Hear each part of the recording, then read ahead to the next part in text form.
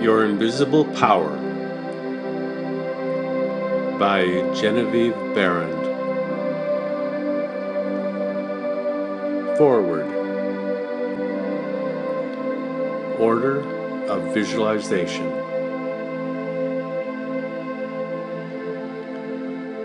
These pages have been written for the purpose of furnishing you a key to the attainment of your desires,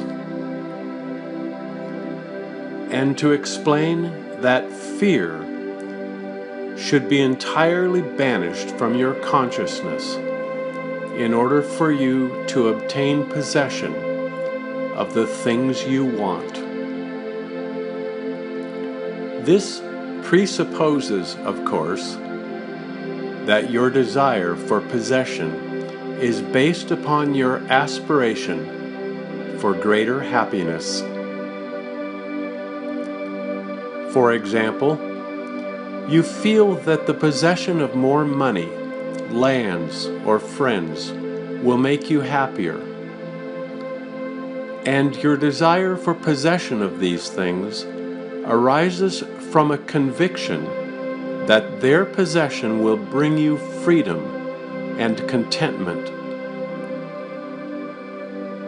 In your effort to possess, you will discover that the thing you most need is to consistently be your best self.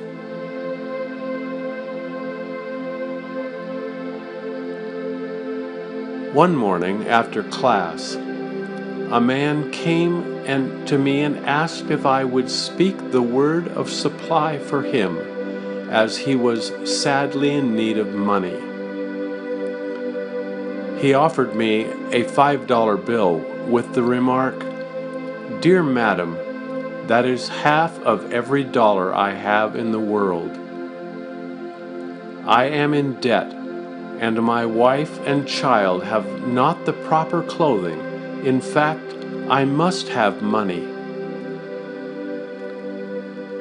I explained to him that money was the symbol of differentiated substance, that this substance filled all space, that it was present for him at the very moment and would manifest to him as the money he required. But, he questioned, it may come too late. I told him it could not come too late, as it was eternally present. He understood and got the uplift of my spoken word. I did not see the man again, but 6 months later I had a letter from him stating he was in New Orleans. He said, "I am well established here in my regular profession of photography. I own my own home, have an automobile of my own, and am generally prospering. And, dear Mrs. Behrend, I want to thank you for lifting me out of the depths that day in New York." 3 days after I talked to you, a man whom I have not seen for years met me on the street. When I explained my situation to him, he loaned me the money to pay my bills and come down here. The enclosed check is to help you continue your wonderful work of teaching people how to mentally reach out and receive their never-failing supply. I would not take anything for my understanding, as you have given it to me. God bless you. A feeling that greater possessions, no matter what kind they may be, will of themselves bring contentment or happiness is a misunderstanding. no person, place, or thing can give you happiness. They may give you cause for happiness and a feeling of contentment, but the joy of living comes from within. Therefore, it is here recommended that you should make the effort to obtain the things which bring you joy, provided that your desires are in accord with the joy of living. It is also desired in this volume to suggest the possibilities in store for all who make persistent effort to understand the law of visualization and who make practical application of this knowledge on whatever plane they may be. The word effort, as here employed, is not intended to convey the idea of strain.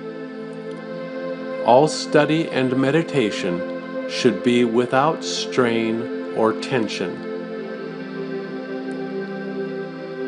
It has been my endeavor to show that by starting at the beginning of the creative action or the mental picture, certain corresponding results are sure to follow. Quote, "While the laws of the universe cannot be altered, they can be made to work under specific conditions, thereby producing results for individual advancement which cannot be obtained under the spontaneous workings of the law provided by nature." However far the suggestions I have given of the possibilities in store for you through visualizing may carry you beyond your past experience, they nowhere break the continuity of the law of cause and effect.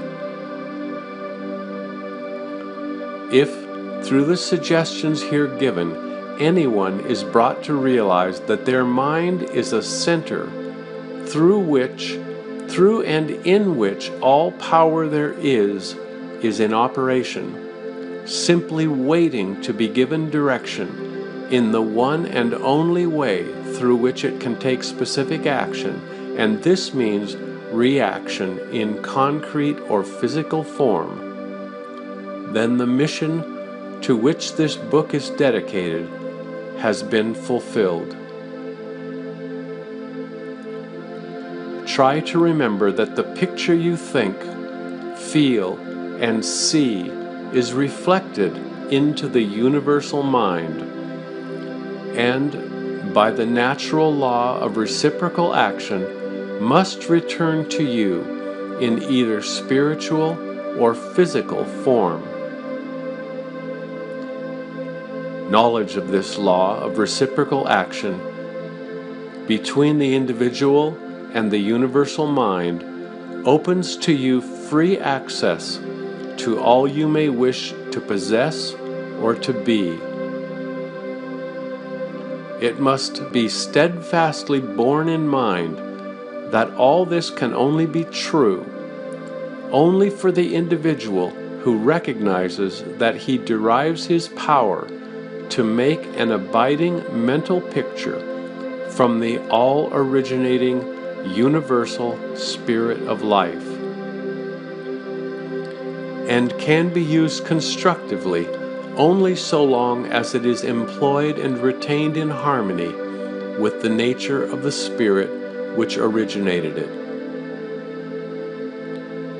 To ensure this, there must be no inversion of the thought of the individual regarding his relationship to this universal originating spirit, which is that of a son, through which the parent mind acts and creates. Thus conditioned, whatever you think and feel yourself to be, the creative spirit of life is bound to faithfully reproduce in a corresponding reaction. This is the great reason for picturing yourself and your affairs as you wish them to be as existing facts, though invisible to the physical eye, and living in your picture. An honest endeavor to do this, always recognizing that your own mind is a projection of the originating spirit, will prove to you that the best there is yours in all ways. Genevieve Behrend, May 1921.